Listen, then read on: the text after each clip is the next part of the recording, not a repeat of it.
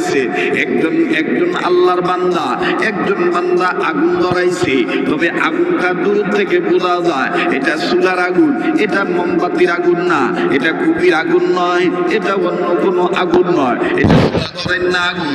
আমার ভাইরা দূর থেকে বোঝা যায় আগুন দেখলে এটা কি চুলার আগুন না কারখানার আগুন না মোমবাতির আগুন। কথা কোন ঠিক কিনা?